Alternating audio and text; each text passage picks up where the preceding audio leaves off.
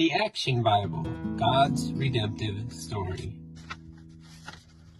Illustrations by Sergio Correo, by David C. Cook, read by my wife, Amber, and myself, Slate. Last week we read God's Wager, the story of Job. This week we'll read God Calls Abram, the beginning of the story of Abraham. Enjoy. God calls Abram. Based on Genesis 11 and 12. Many years pass. People forget about the God who created them. They move down the Euphrates River and build the great trading city of Ur.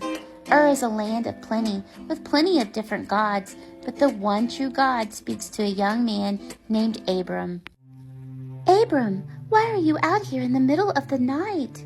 Sarai, God has spoken to me. He said to leave my father's family, my country, and the false gods of Ur behind me. He said to travel to a land that he will show me. There he will make our family a great nation, and all the people on the earth will be blessed through me. It will be scary to leave everything we know and our family, but we will trust the Lord to keep his promises.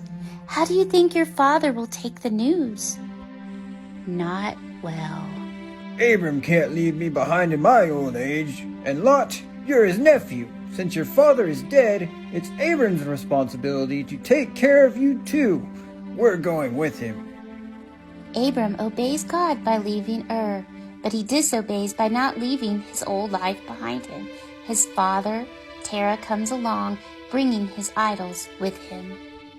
Seriously, Abram? It's better to worship all the gods. That way you don't offend one by leaving him out. Worshipping other gods offends the one true God. So, you're saying he's selfish? God leads Terah, Abram, and the rest of their families to the rich land of Haran. Even though the land is beautiful and fertile, God does not want them to settle there.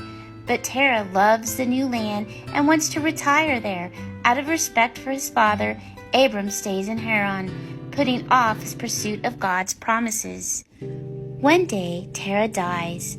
Abram is now the head of the tribe. He immediately takes charge. Load up the animals. What are your plans for the tribe, Master? God has called me to take my family and leave Haran. I will continue to seek his promised land. I'm with you, Uncle Abram. Abram leads his tribe through the surrounding lands for several years. He and his extended family live the life of a wandering nomads. But then a famine sweeps through the land. Abram doesn't have enough food to support his tribe. He decides his only choice is to lead his people to Egypt, a powerful nation with plenty of food. But he has some fears about his plan.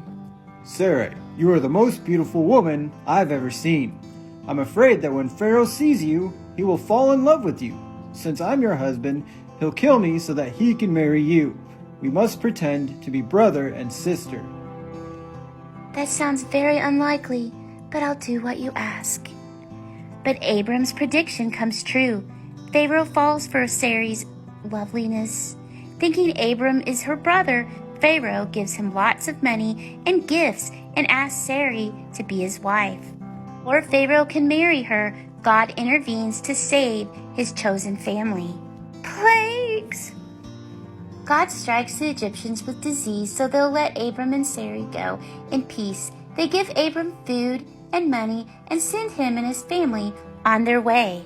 Thankful for their close escape, Abram and Sarai realize how foolish their plan was. Sarai, forgive me. I did not seek God's help. I was a coward and trusted in my own plots to save us. I forgive you, my husband. From now on, I will trust God. I can only pray that he forgives me. I'm sure God will forgive you, Abram. After all, he protected us in Egypt, even when we forgot to trust him. I'll never try to outsmart God's plan for us again. Well, I just hope this is the last time I have to pretend to be your sister. To be continued.